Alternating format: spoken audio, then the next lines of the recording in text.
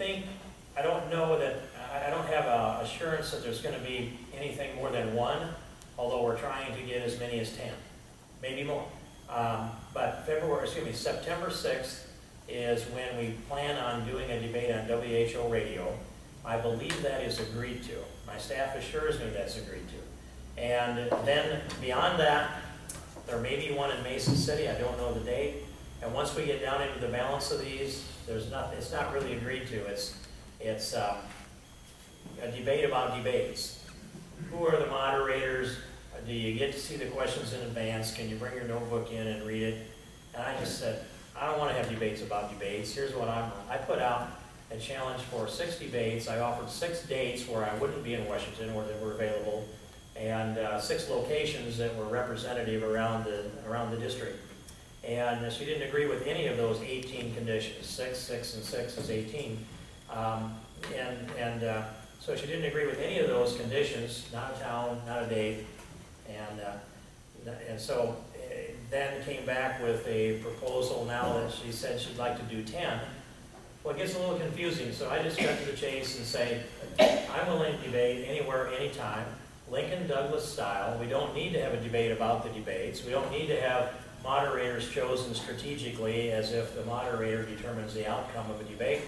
Let's just have 2 chairs in the cornfield, 2 chairs in the pasture, 2 chairs at the county fair or wherever.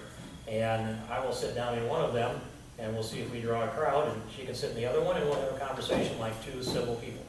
That was the way Lincoln and Stephen Douglas did it back then, and it was legendary in the way that it informed people all across the Illinois. And then additionally, I was invited to go down to Houston to, I don't know if anybody's done this, moderate a Lincoln Douglas debate between Herman Cain and Newt Gingrich. And so I thought, well, there's no job to this. I just stand on the stage, and once you turn these 2 guys loose, they'll just keep talking. And truthfully, they looked to me, and I had to make up some questions along the way to stimulate the conversation. But I don't think you need to do that with me. If Christie will sit down, and we'll just have that conversation. So the answer is, if she'll agree to it, we'll sit down, and I want to do that. And as many as she wants to do, I'm happy to do that. But I get this sense that she really doesn't want to. And there'll be an excuse that will come up that'll sooner or later be my fault. I just don't know what it is yet.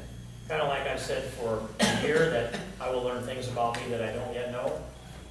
I've learned a bunch of things about me that I didn't know, and you know, there's the basis behind them we haven't found out either. It's a lot of it is manufactured. Not a very predictable thing here, but eventually the pressure of the public will get something done. And another thing is that I've said debates and the cases, she says she wants to do separate appearances on the same stage. In other words, doesn't want to be on the same stage with me. And so, you know, theoretically, they call it a forum, she would speak and then I would speak, or else I would speak and leave and then she would speak. Well, that's not a debate.